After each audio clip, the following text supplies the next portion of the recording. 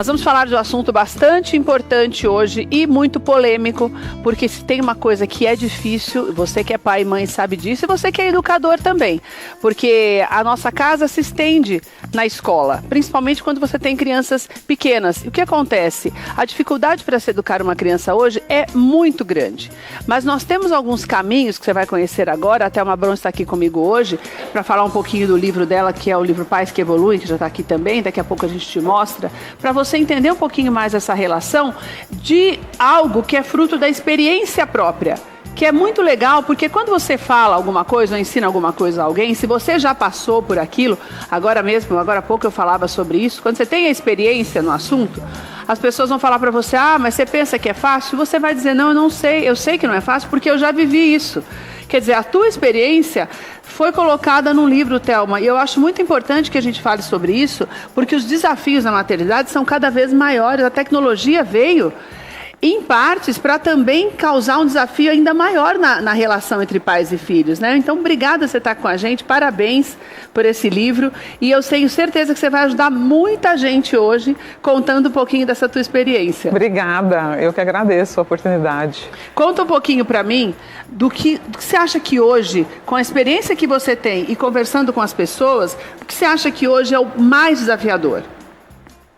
Na verdade, eu acho que o mais desafiador é quando os pais começam a entender que eles não têm tanto controle assim sobre a criança, né? O pai e a mãe querem ter o controle absoluto sobre o filho, né? Faz o que eu tô mandando. Eu já falei 1000 vezes, ele me obedece, fica quieto. E aí quando o pai começa a ver que não adianta, né? Ele pode falar, gritar, bater, ameaçar, punir, castigar e nada resolve. Aí vem o desespero. Caramba, quer dizer que tudo aquilo que eu aprendi lá atrás, tudo que meu pai, minha mãe, a vizinha, a amiga mandaram eu fazer, nada funciona. Então, o que eu faço? E aí, na hora que vem esse desespero, é justamente quando as pessoas começam a me achar, né? A pessoa vai atrás de uma ajuda durante aquela dor. Posto lá, põe na internet, procuro. Faz pesquisas, né? Então, geralmente as pessoas chegam até mim, assim, naquele auge do desespero. Thelma, o que eu faço para educar o meu filho? E educar um filho começa, primeiro, em a gente se reeducar emocionalmente. Não tem como a gente educar um ser humano sem ter se reeducado, porque a gente vem de uma geração, né, Keila, que a gente não aprendeu a lidar com as nossas emoções. É verdade. A gente aprendeu o quê? Tem a raiva, tem a tristeza, tem a alegria, mas quantos adultos cresceram sem saber o que estão sentindo, né? Angustiado, está com angústia, está frustrado. Ninguém ensinou ele a lidar com aquilo, porque era como? Está chorando? Criança não tem que ficar querendo não, engole o choro, fica quieto. Então a gente não recebeu educação emocional. Então, um pai que não sabe lidar com uma raiva, por exemplo, ele vai sempre agir no modo automático, naquele modo impulsivo, reativo, gritando, explodindo. E nós estamos falando de crianças pequenas também? Especialmente de crianças pequenas. E o pequeno é quanto? A partir de uns 2 anos? Vamos colocar de 2 até 6, 7 anos. Que é a idade, né, da birra. Exatamente. Por volta você levar dos 2 ao shopping anos, e a criança começar a berrar no meio do shopping, parece que não há nada. Eu não tenho filhos, mas a gente vê. E parece que quando você não tem, o seu ouvido é mais apurado ainda, né? Você fala, Deus me livre, Deus do céu, ainda bem que não tem o filho. hábito de ter isso na sua casa, né? Então você vê aquela birra e fala, gente, mas essa pessoa não vai fazer nada, essa mulher não vai fazer nada. Pois é, isso é uma coisa que dentro de casa a gente já consegue, sei lá, fazer o quê? Que eduque a criança a ponto dela entender um não num espaço aberto? Aqui, essa pergunta envolve muitas respostas, mas vamos começar pelo primeiro ponto. O medo do julgamento alheio é algo que realmente é uma dor para os pais, porque eles ficam focando no que os outros vão achar quando o filho chora diante de uma birra, ao invés de olhar para essa criança e tentar entender o que está por trás desse comportamento. Então, na tentativa de não parecer um pai, uma mãe tão terrível, né? Ela pode acabar agredindo o filho, brigando, batendo, e a criança precisa de acolhimento. Agora, por que uma criança faz birra, né? Muita gente acha, não, a birra, a criança quer me manipular, ela quer me atacar, ela quer conseguir algo. Na verdade, gente, a gente não pode comparar a criança com adulto no sentido de maturidade cerebral. A criança tem um cérebro imaturo, entende, Keila? Então, ela ainda não consegue pensar racionalmente sobre o que ela sente. Você, por exemplo, vamos supor que alguém te corte no trânsito, passa na frente do seu carro e você quase bate nessa pessoa. Imediatamente você vai sentir raiva, frustração. Mas você não vai descer do carro e bater lá na pessoa, porque você fala, puxa, deixa eu parar aqui. O melhor é eu pensar no que fazer. A criança não faz isso, ela não tem essa parte cognitiva desenvolvida o suficiente para tomar uma ação racional. Então, a emoção toma conta do corpo dela. E ela também não tem um controle sobre o corpo como um adulto tem. Então, facilmente ela se joga no chão, ela pode se bater. Então, na verdade, não é uma coisa que a criança, como a gente pensa assim, faz de propósito. Não, é biologicamente correto, dentro da maturidade cerebral dela. Então, o pai, quando não entende isso, ele leva aquilo para o lado pessoal, como se ele estivesse falhando, como aquilo fosse um ataque. E essa criança, na verdade, ela é incapaz de se acalmar sozinha. Ela precisa do colo, ela precisa do olhar de um adulto. E você não precisa, de fato, ceder ao que a criança quer. Você pode manter o limite, você pode manter o seu não, mas pega ela no colo e ajuda ela a se acalmar, entende? Você vê como é interessante isso, né? Quando você vai falando, a gente vai prestando atenção e entendendo que algumas reações, na verdade, elas não podem ser evitadas, mas amenizadas. Exatamente, né? Exatamente. Eu não posso, como adulto, evitar uma raiva, mas eu posso escolher a minha reação diante dessa raiva. A criança não tem essa opção. Ela precisa de um adulto para regular o que ela sente. A gente chama esse movimento de corregulação. Corregulação é quando um adulto consegue autorregular o que sente, porque esse pai também vai ter que lidar com essa raiva para poder estender a mão para esse filho e ajudá-lo a lidar com o que ele está sentindo, sem levar aquela atitude para o lado pessoal. Então, você vê como é importante a gente estudar para ser pai e mãe? Não é instintivo, né? Não é fácil. Também não. Olha, vou abrir para você fazer a tua pergunta para a Thelma aproveitar que ela está aqui. A Thelma quase não vem ao Brasil, então para você ter essa oportunidade hoje de conversar com ela. O telefone para você fazer a tua pergunta ao vivo aqui no programa é o 3500-1222. Nós vamos conversando, a hora que você ligar, a gente já interrompe para a Thelma responder. Essa ligação do que você falou, da birra e da criança reagir, quando a criança bate na gente, é a mesma coisa? Olha, é o impulsivo? Sim. A criança, como eu falei, na hora, o cérebro, essa parte nossa cognitiva que para analisar, que pensa nas consequências da atitude, ela só termina de amadurecer por volta dos 25 anos de idade. Então, você imagina o que é o cérebro de uma criança pequena. É lógico, a gente sabe que bater não é certo bater em ninguém, né? Nem criança, nem adulto, nem idoso, nem cachorro. Então, a criança, por que muitas vezes ela acaba batendo no pai e na mãe? Aqui existem duas grandes razões. A primeira ela está sentindo aquela raiva, ela é muito nova, ela não consegue controlar o impulso, então ela automaticamente bate. Certo. E o pai e a mãe, lógico, não deve permitir realmente que isso aconteça, né? Ele pode segurar na mão dessa criança. Filho, eu sei que você está com raiva, mas eu não posso permitir que você me bata. Espera essa raiva passar. Quando você diz essa frase, eu falar isso pro filho?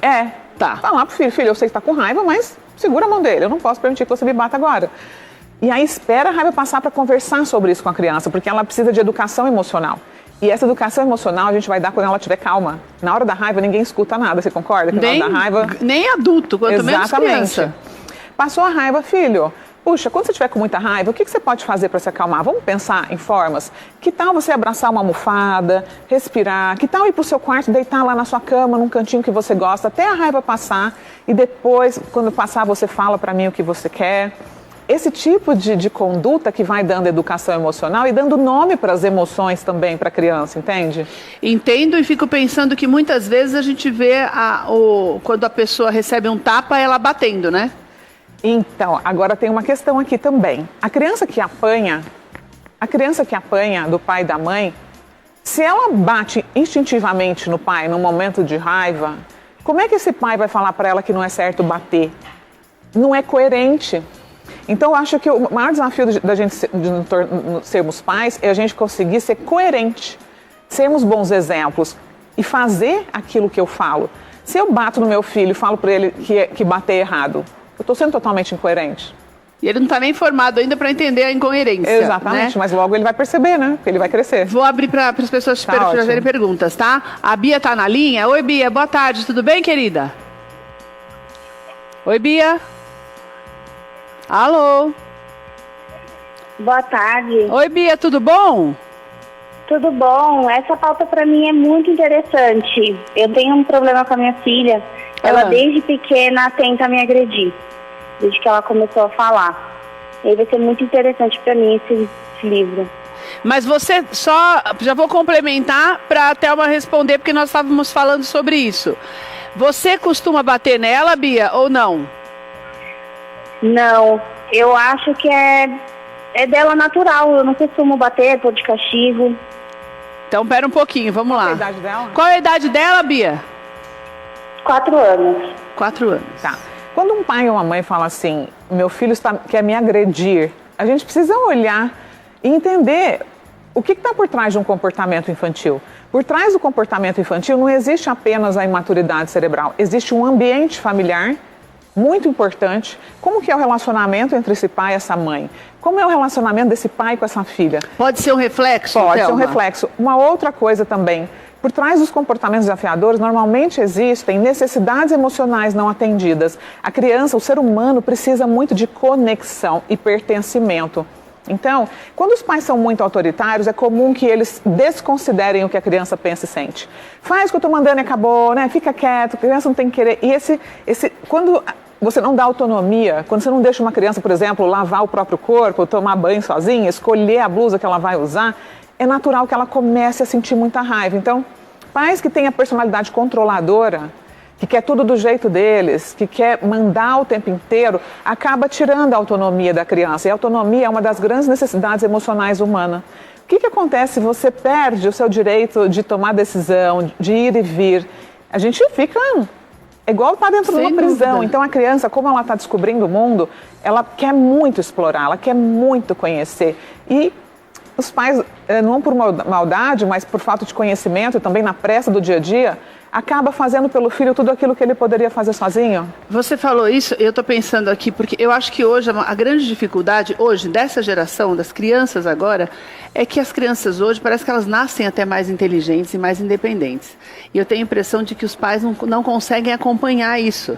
E daí vem de novo esse controle que você está explicando, que acaba podando a criança que já está mais evoluída e que já está se desenvolvendo com maior rapidez, não é, Thelma? Na verdade, essas crianças nasceram em um ambiente muito diferente do nosso, né? Exatamente. Um ambiente cheio de informação. Hoje, uma criança com 2 anos já está pegando o iPad, olhando vídeos, imagina isso na nossa... Colocando na página atrás, e tudo, né? Exatamente. Então, elas têm um ambiente muito mais enriquecedor, né, com informações, conhecimento, então elas absorvem muito mais. E a questão do controle, na verdade, ele é um dos motivos principais para grandes dificuldades no relacionamento entre pais e filhos. Então, antes de um pai olhar para a criança e falar, nossa, meu filho é terrível, ele precisa mudar, olhe para você e se questione. Será que não sou eu que preciso mudar? Você não está evoluindo, né? Exatamente, porque normalmente, não tem como a gente, Einstein já dizia isso, né? Insanidade é esperar um resultado diferente, fazendo sempre a mesma coisa. Então, se você está agindo de uma determinada maneira e o comportamento do seu filho não muda, olhe para você e se questione, puxa vida, o que será que eu preciso rever aqui, né? Que precisa com certeza, né? Exatamente. Tem mais gente na linha? Quem está na linha agora? Oi, Rafaela, tudo bom, querida? Olá, tudo e você? Tudo bem. Você tem filhos, Rafaela? Eu tenho sim, e inclusive eu tô assistindo esse programa, eu fiquei com uma questão muito forte. O meu filho, ele briga muito com o padrasto dele e acaba atrapalhando muito o meu casamento. Às vezes é muito difícil resolver. Quantos anos ele tem?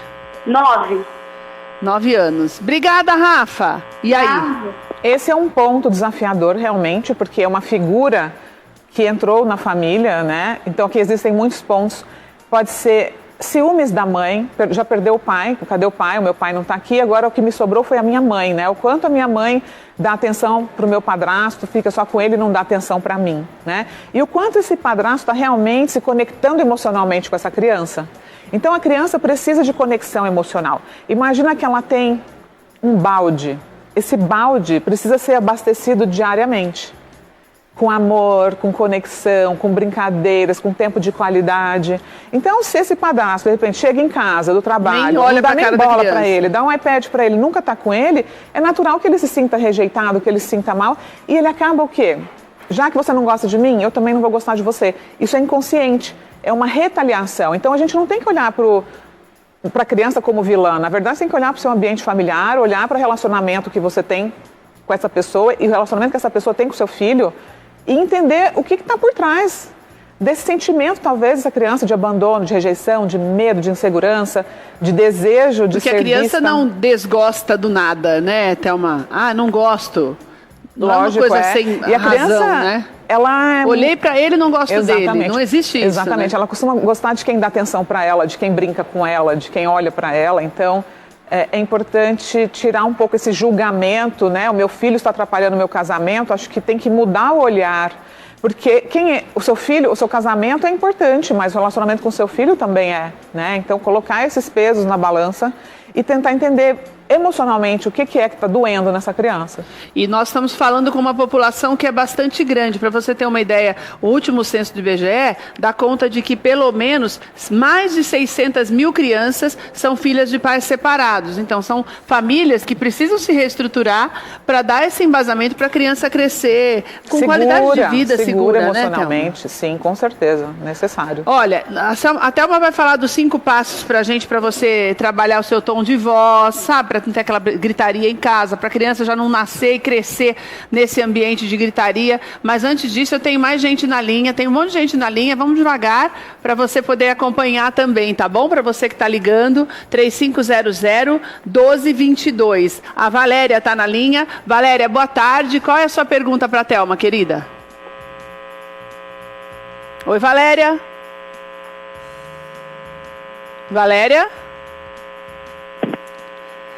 Bom, a Valéria não está na linha. Vamos falar então um pouquinho desses 5 passos. Você acha que a gente grita demais com criança?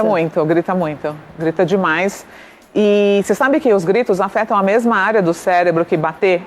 Mentira, menina. E tem muitos pais que falam assim, eu não bato no meu filho não, mas eu grito. O que acontece? Vamos supor que a gente está aqui conversando e alguém grita aqui. O que vai acontecer? Imediatamente você se assusta. Porque existe uma região do nosso cérebro que ela fica ali como se fosse monitorando o ambiente, a segurança da nossa vida, é uma proteção à vida. Então, o grito é um alerta para o cérebro, né? Quando a gente ouve um grito, imediatamente existe uma cascata que é disparada no nosso corpo, que é assim, opa, eu preciso me manter seguro. Então, você tem uma descarga de cortisol, adrenalina, né? O coração acelera, e isso desliga muito a nossa parte racional. Então, para pais que gritam muito com os filhos, eles podem começar a ter dificuldade de aprendizado, dificuldade de foco, porque eles vivem no medo, na tensão. Aí muita gente fala, Thelma, mas o meu filho só me obedece quando eu grito. Ele para por medo do grito, não porque ele aprendeu o que precisava, porque no outro dia ele faz tudo de novo. Por isso que você grita de novo. Exatamente. Fala, mas não é possível que você está fazendo a mesma coisa. E aí você entra em um ciclo vicioso de eu grito, meu filho me obedece e nada muda, né?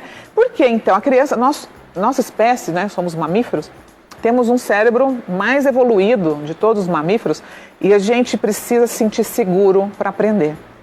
O olhar, o tom de voz é muito importante para uma criança se sinta segura. Quando ela se sente segura, essa parte que é usada para o aprendizado, ela está liberada para aprender. Imagina uma criança com medo, ela não aprende. Uma criança que tem um professor que fica só brigando com ela entra em estado de alerta e ela tem dificuldade com aquela matéria. Ela só decora e faz, mas não sabe o que é depois. Exatamente. Você vê que... Qual é a matéria que você mais amava quando você era criança, que você mais aprendia? Provavelmente é aquela que você mais gostava do professor.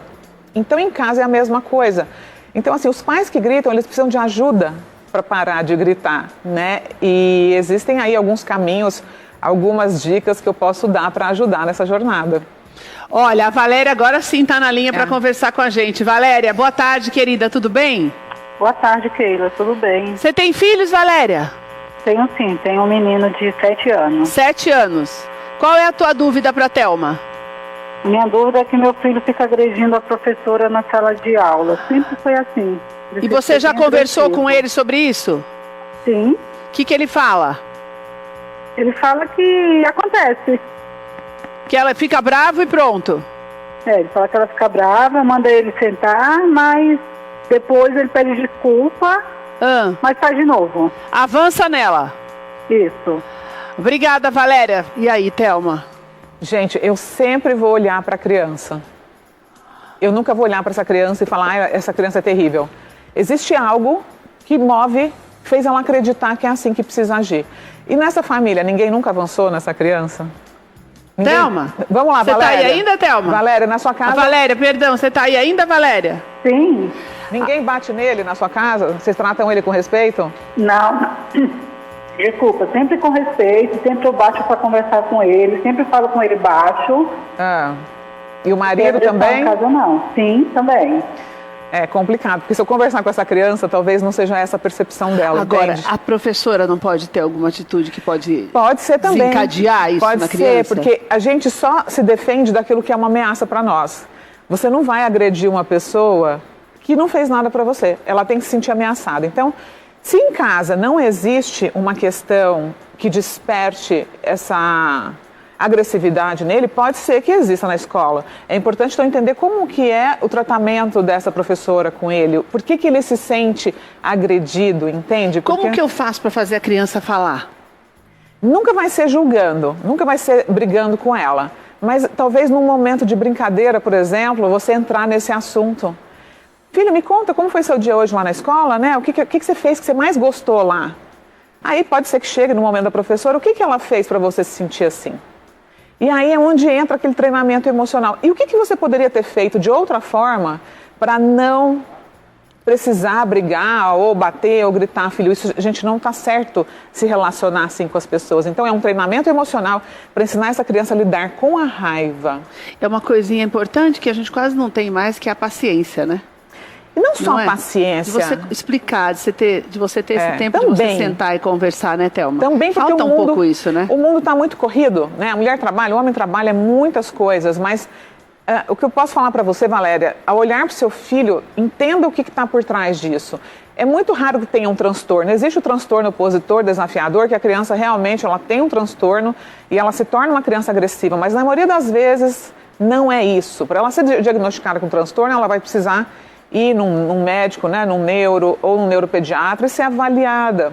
Mas o mais importante é olhar o ambiente, se essa criança ela tem condições de se expressar, se o que ela pensa e sente é levado em consideração, ou se esses pais querem só que essa criança obedeça e faça o que está mandando o tempo todo. Então, pais muito autoritários tendem a despertar um grande rancor dentro do filho. Ele se sente assim, puxa, nada do que eu penso é importante. Ninguém ouve o que eu tenho para dizer. Ninguém quer saber o que eu penso e o que eu sinto. Então, isso gera um sentimento de tristeza e desejo, inclusive, de retaliação, né? Então, ela pode, de repente, não mostrar essa raiva dentro de casa por medo do castigo, medo da punição, mas chega lá na rua, ela mostra isso para os amigos, na escola, nos outros ambientes que ela se encontra. Thelma, a gente não pode esquecer que nós estamos falando das crianças naquela mesma idade que você ensinou para a gente no começo, a partir de 2 até uns 7 anos. Que é aonde tem uma dificuldade maior? O relacionamento humano, ele nunca termina, né? A gente está a vida inteira aprendendo a se relacionar, mas assim, os pais que me procuram e se queixam, geralmente está nessa faixa aí, sabe? Até 2, 7, 8 anos, os maiores desafios, né? Que eu acho que é quando você tem uma dificuldade maior para entender mesmo, né? Para entender a criança como alguém que pensa, que tem as vontades dela e que precisa que seja feito de uma forma em que ela se sinta à vontade para continuar vivendo e evoluindo, né? Exatamente, mas é que para isso a gente precisa olhar para a gente e falar, puxa vida, eu vou ter que questionar tudo aquilo que eu aprendi lá atrás. Exatamente, né? Aquilo que você falou da gente começar a mudar, né? O olhar. Que o avô ensinou para sua mãe, que sua mãe ensinou para você, e você está aqui repetindo com seu filho muitas vezes sem se questionar. Puxa, será que essa é realmente a melhor maneira de eu me relacionar com meu filho? Porque eu falo que tudo isso tem a ver com se relacionar. Educar não tem a ver com mandar, tem a ver com aprender a se relacionar. Que é o mais difícil, né? Quem está na linha? Regina, boa tarde, querida, tudo bom? Boa tarde, tudo bem, Keila? Tudo bem, conta para mim a tua dúvida aqui para a Thelma responder para você. Doutora, então, eu estava num supermercado outro dia e eu vi uma criança fazendo um escândalo no caixa ao lado, a mãe puxando a criança pelo braço, arrastando mesmo, levando embora. Eu virei pro meu filho e falei assim, você tá vendo aquela criança? O dia que você fizer isso, eu vou te deixar aqui no supermercado, nunca mais você vai me ver. Porque isso não se faz. Mas como lidar? Eu usei o exemplo dela mostrando pro meu filho, mas como uma mãe consegue lidar nessa situação? Obrigada. Você viu o que ela falou, comum, né? Vou largar você aqui se você fizer isso. Sim, mas você vê... Isso você está ameaçando, né? Algo que às vezes a criança simplesmente não consegue lidar. Existem alguns motivos para levar uma criança a agir assim. Primeiro, ela pode estar com fome, ela pode estar com sono, ela entrou no mercado, queria um monte de coisa, a mãe falou que não ia dar, ela ficou desesperada, se frustrou, né? Então, assim, é o que já falamos no início, a imaturidade cerebral.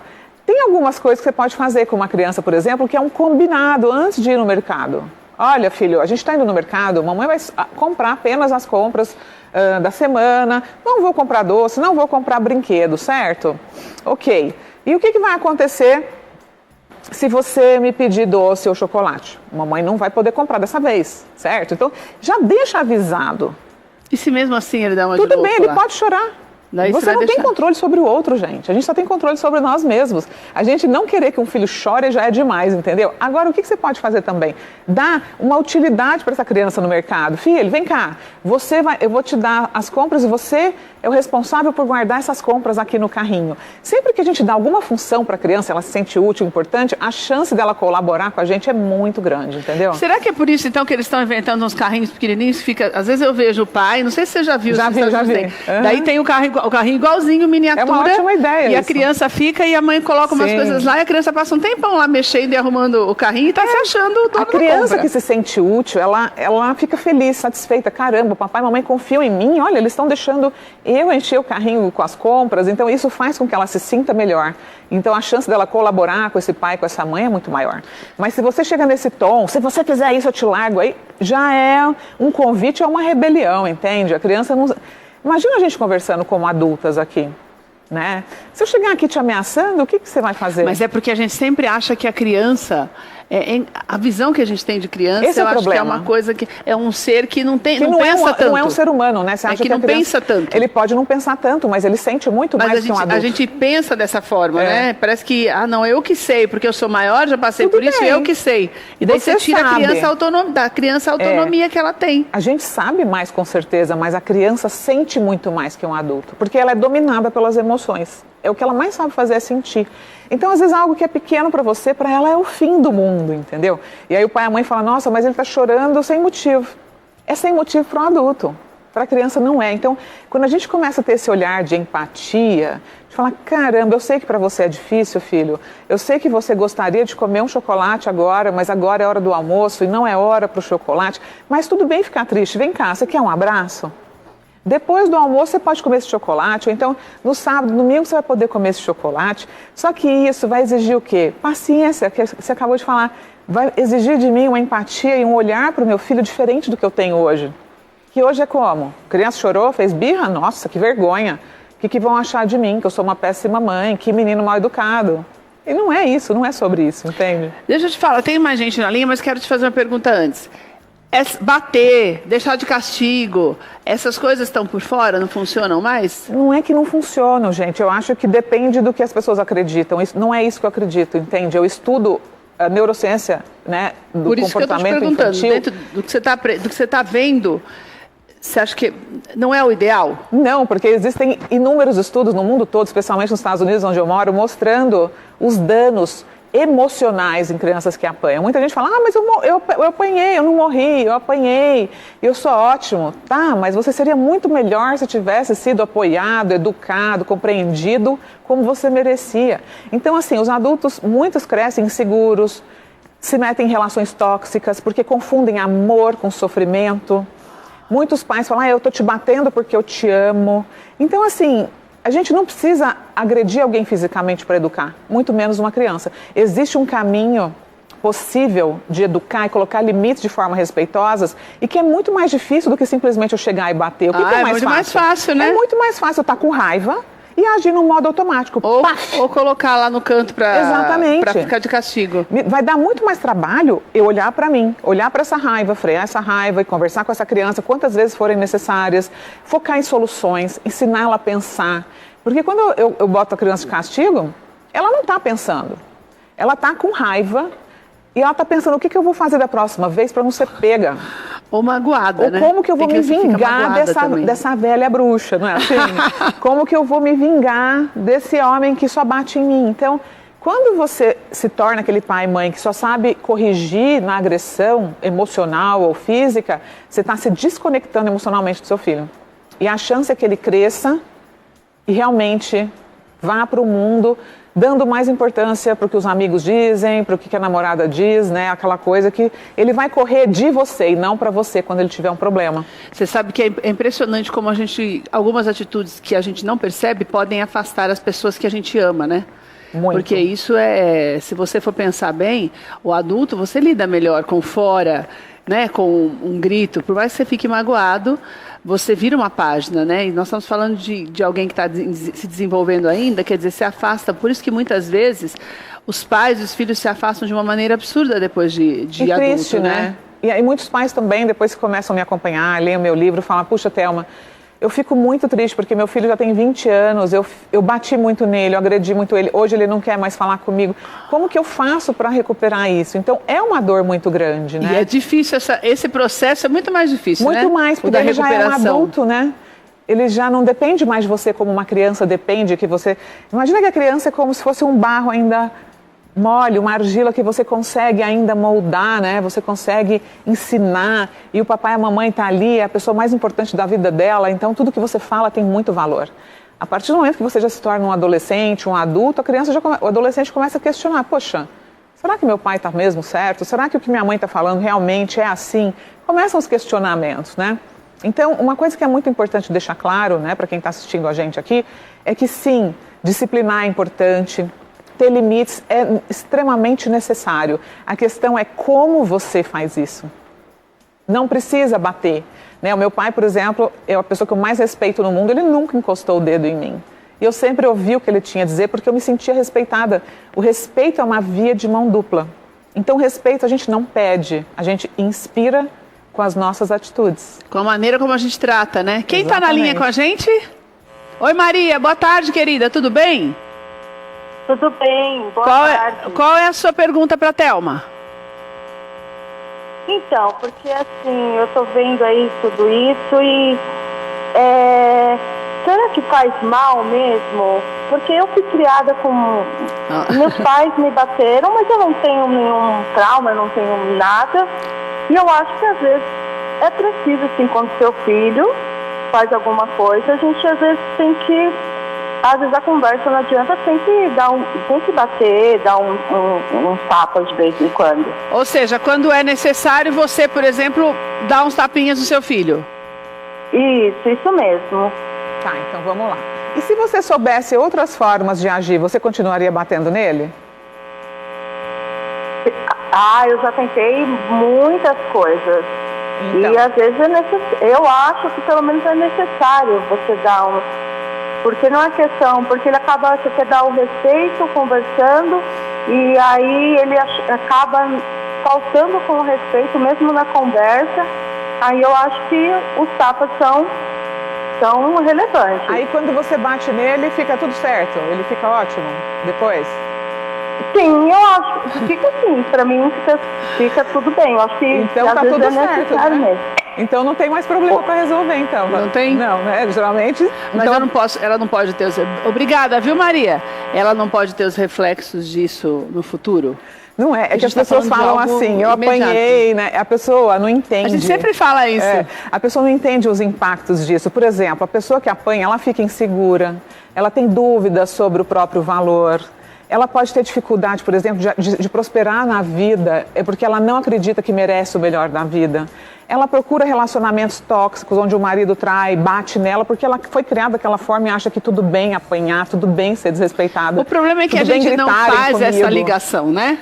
Quando você está tendo essa atitude, você não faz essa ligação, você não consegue ver a médio e longo prazo o mal que você está fazendo, né, Thelma? Exatamente. Que é isso que a gente tem que se reeducar.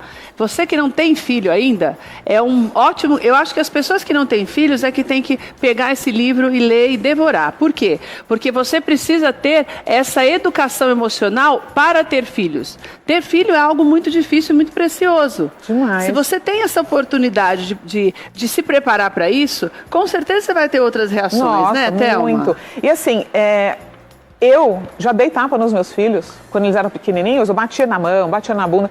Aquilo eu achava que funcionava. Depois que comecei a estudar, entender que existiam outros caminhos, meus filhos têm 6, 7 anos, são crianças incríveis, elas não apanham nem de mim, nem do marido. Então, descobrir esse caminho. Não precisa, nunca precisaram, não é que não precisa mais. Eu é que não sabia outras formas de agir, né? Então, quem lê esse livro vai entender que o caminho é de dentro para fora. A forma com que você foi tratado pelo seu pai, pela sua mãe lá atrás, estão refletindo na forma com que você olha para o seu filho. Então, não é, se o seu marido te dá um tapa, tá tudo bem? Ah, não, eu vou te dar um tapa porque você não fez o que eu queria. Tá tudo bem? Não tá tudo bem. Você vai dar um tapa na sua mãe porque ela gritou com você? Não. Na sua amiga porque ela não concordou com você? Porque ela não fez o que você está mandando? Não. Então, como é que tá tudo bem bater numa criança? Não tá tudo bem bater em ninguém, nem num cachorro, nem no idoso, nem num adulto. Não é assim que a gente educa um ser humano.